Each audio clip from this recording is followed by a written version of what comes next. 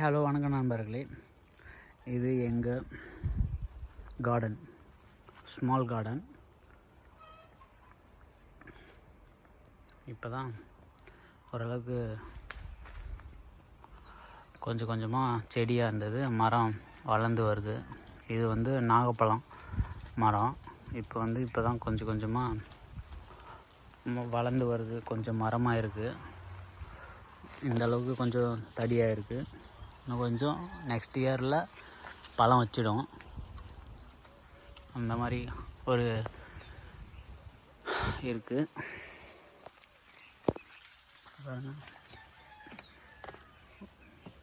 தேங்காய் கன்று.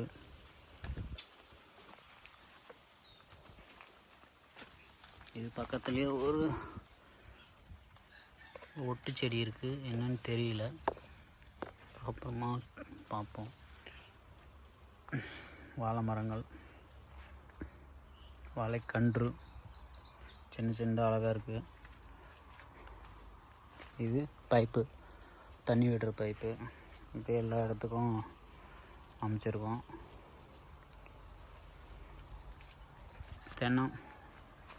தென்னங்கன்று இப்போ தான் வளர்ந்து வருது. இன்னொரு 4-5 வருஷத்தில் தேங்காய் விட்டுடும், இளநீர் வச்சிடும். இது நெக்ஸ்ட் இயர்லேயே வந்தாலையும் வரலாம். இது ஓரளவுக்கு நல்ல பெரிய மரமாக இருக்குது. ஓகே, இது கத்திரிக்காய் செடி.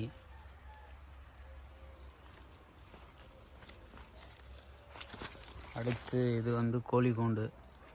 கோழி இல்லை இப்போதைக்கு, எல்லாம் உடஞ்சிடுச்சு. கோழி வளர்த்தாக்க நரி வந்து தூக்கின்னு போயிடுது. இங்கே இருக்கிற நரி சரியான வேட்டை நரி. மொத்தம் ஒரு 4-5 தென்னங்கன்று இருக்குது. அப்புறமா இது வந்து எலுமிச்சம்பழம் செடி. இப்போ தான் வளருது, இன்னும் வளர்ந்துட்டே இருக்குது. ஆனால் இன்னும் வரைக்கும் காய் வைக்கல. இங்கே பாருங்கள், கொய்யாக்காய் இப்போ தான் பிஞ்சு வச்சுருக்கு. இதெல்லாம் நாங்கள் அடிக்கடி வந்து பறித்து சாப்பிடுவோம். இப்போ வந்து பிஞ்சியாக இருக்குது, கொஞ்சம் காய் வளர்ந்துருக்கு. போக போக தான் நல்லா பெருசாக வளரும்.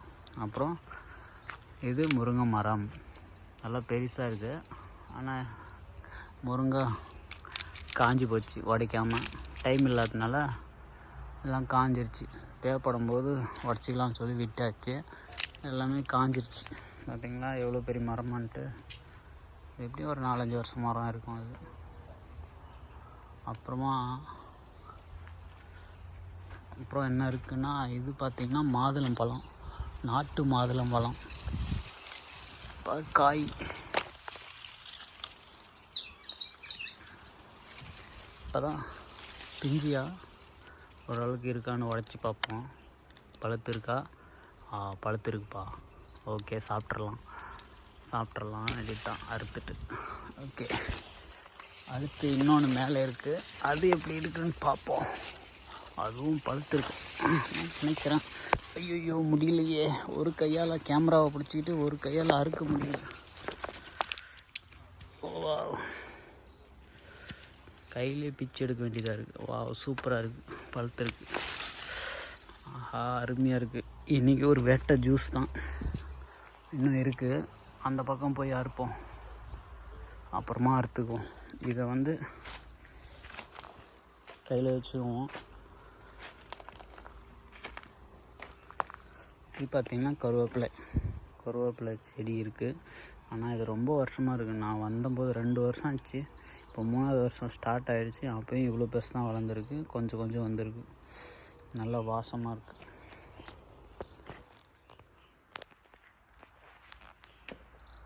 பார்த்திங்கன்னா ஓகே, நல்லா சூப்பராக மணக்குது.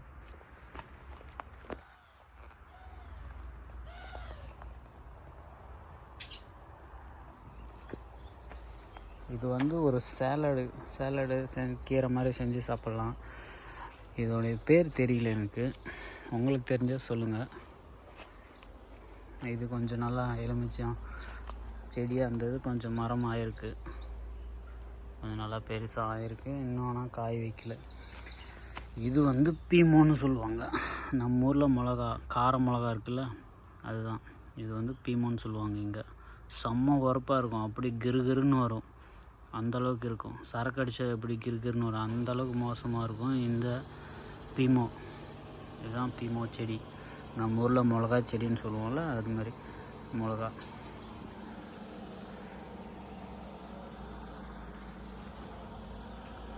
இதெல்லாம் கால்வாய் அமைக்கிறதுக்கு இது யூஸ் பண்ணுறதுக்கு, இதை அப்படியே இது பண்ணி விட்றதுக்கு, இதெல்லாம் இது பண்ணுறதுக்கு இது வந்து யூஸ் பண்ணுவோம். அடுத்து இது களையெல்லாம் எடுக்கிறதுக்கு பார்த்திங்கன்னா எப்படி இருக்கா, முள் மாதிரி. இதெல்லாம் இந்த களை இதெல்லாம் ஒன்றா சேர்த்து நெருப்பில் வச்சிருக்கு, இதெல்லாம் இருக்குது. அப்புறமா இது என்னன்னு தெரியுங்களா, இதுதான் நெல்லிக்காய் மரம். இப்போ தான் ஒரு 2 வருஷம் மரம் எங்களுக்கு. இப்போ தான் கொஞ்சம் ஓரளவுக்கு மேலே வரைக்கும் வளர்ந்துருக்கு, அழகாக இருக்குது, நல்லா ஹைட் ஆயிடுச்சு. அப்புறம் வேறு என்ன இருக்குது, இங்கே ஒரு முருங்கை மரம் இருக்குது. இதில் பெருசாக காய் வைக்கிறதில்ல. இதை வந்து முருங்கை கீரையை பறிச்சின்னு போய் குழம்பு வச்சுக்குவோம், கீரை குழம்பு வைப்போம், பொரியல் பண்ணுவோம், வடை செய்வோம், இந்த மாதிரி யூஸ் பண்ணுவோம். இந்த மாதிரி ஒரு கார்டன் எங்களுது. பார்த்திங்கன்னா அவ்வளோ அழகாக இருக்கும். பூவெல்லாம் சும்மா ஃப்ரெஷ்ஷாக இருக்குது. இப்போ சமைக்க முடியாது, இன்றைக்கி சண்டே, நியூ இயர் வேறு, அதனால் சமைக்க முடியாது. இன்றைக்கெல்லாம் ஃபுல்லாக நான்வெஜ் தான். அதுவும் இல்லாமல் நைட்டுக்கு வேலை இருக்குது. மாதுளம் காய் அழகாக இருக்குது. ரொம்ப பெருசாகிடுச்சு. இது நல்லா சுற்றிலையும் வெட்டி விடலை, டைம் இல்லாததுனால எல்லாம் அப்படியே இருக்குது, குப்பை மாதிரி இருக்குது. பார்த்திங்களா, இதெல்லாம் சேகரித்து ஒரு ஓரமாக எடுத்து போட்டோம்னா சூப்பராக இருக்கும். பாருங்கள், வாழை மரம்லாம் செமையாக வளர்ந்துருக்கு, நிறையா இருக்குது. ஒவ்வொன்றும் சரியான ஹைட்டாக இருக்குது. எவ்வளோ ஹைட்டாக இருக்குது பார்த்திங்களா, சான்ஸே இல்லை. நான் ஃப்ரான்ஸில் வாழை மரம்லாம் இருக்குதுன்னு நான் எதிர்பார்க்கவே இல்லை. இந்த மாதிரிலாம் இருக்குதுன்னு சொல்லி வச்சு வளர்த்துட்டு வராங்க. பார்த்திங்களா எவ்வளோ சூப்பராக இருக்குன்ட்டு. இதெல்லாம் ஒரு அதிசயம்தான். இது வந்து ஒரு கொய்யா மரம். ஆனால் என்னன்னு தெரியல, இது காய வைக்க மாட்டேங்குது. நானும் ரொம்ப நாளாக பார்த்துட்ருக்கேன். இது வந்து இந்த சிவப்பாக இருக்கும்ல உள்ள, அந்த மாதிரி சிவப்பாக கொய்யா பழமாக. அடுத்து இது பார்த்திங்கன்னா, இது ஏதோ பேஷன் ஃப்ரூட்டுன்னு சொல்லுவோம், பூனை புடுக்கு பழம்னு சொல்கிறாங்க. இது நம்ம ஊரில், இங்கே வந்து பேஷன் ஃப்ரூட்டுன்னு சொல்லுவோம், பசியும்னு சொல்லுவாங்க இந்த ஊரில். ஃப்ரான்ஸ் சைடில் வந்து பசியும்னு சொல்லுவோம், நம்ம ஊரில் பூனை புடுக்கு பழம்னு சொல்லுவாங்களாம். நான் கேள்விப்பட்டிருக்கேன், ஆனால் அந்த பேர் வந்து பசியுன்னு மட்டும் கேள்விப்பட்டிருக்கேன். ஆனால் ஃபுல்லாக காஞ்சிடுச்சு, ஆனால் பழம் மட்டும் அழகாக தொங்குது, சூப்பராக இருக்குது. அடுத்த ஒரு முக்கியமான விஷயத்துக்கு போவோம். மிளகா செடிக்கு வருவோம். பார்த்திங்கன்னா மிளகா செடி அழகாக இருக்கா, மிளகா செடி நிறையா விதைகள்லாம் போட்டிருக்கு. அப்படியே பொறுமையாக வளர்ந்த அப்புறம் ஒவ்வொன்றா தனித்தனியாக வைப்போம். இப்போ புதினா இருக்குது, மின்ட்,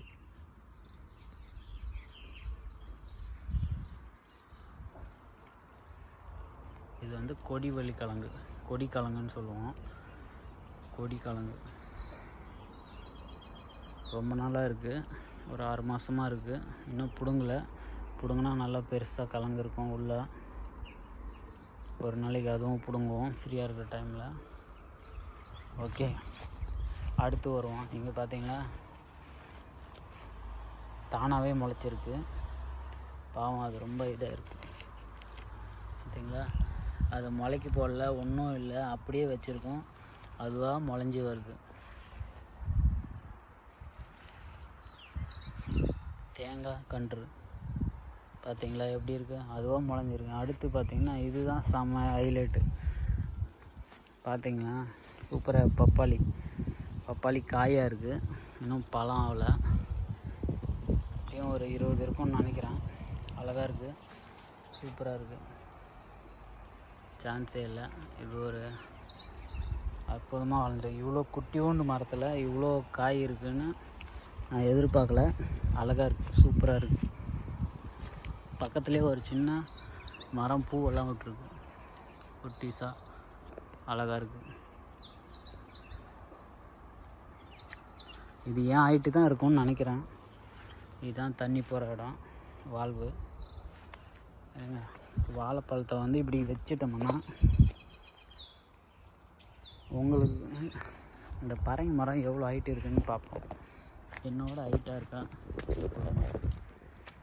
பார்த்தீங்கன்னா தெரியும். நான் எவ்வளோ ஹைட்டாக இருக்கேன், இந்த மரம் எவ்வளோ ஹைட்டாக இருக்குன்னு பார்த்தீங்கன்னா இவ்வளோ குள்ளமாக இருக்குது. பார்த்தீங்கன்னா இதில் எவ்வளோ காய் வச்சுருக்கு, அதிசயம் இல்லை, அழகாக இருக்குல்ல.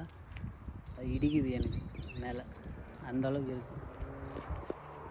வளைஞ்சு போக வேண்டியதாக இருக்குது. என்னோட ஹைட் கம்மியாக தான் இருக்குது. அதில் எவ்வளோ காய் விட்டுருக்கு பார்த்தீங்கன்னா.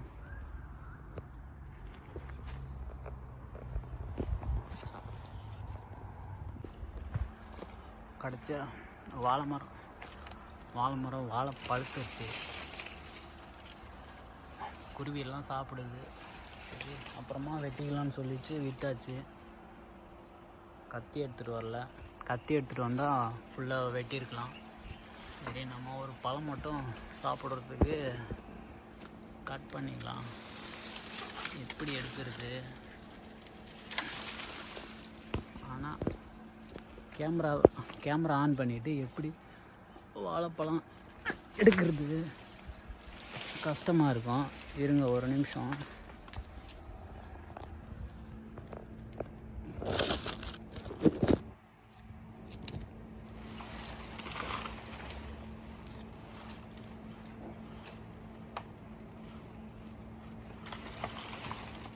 ஓகே, ஒரு வழியாக பறிச்சாச்சு.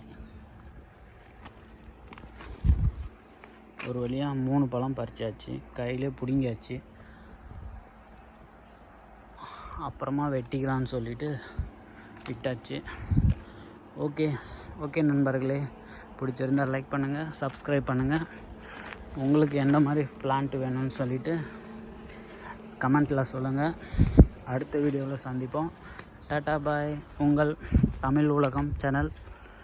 பாய்.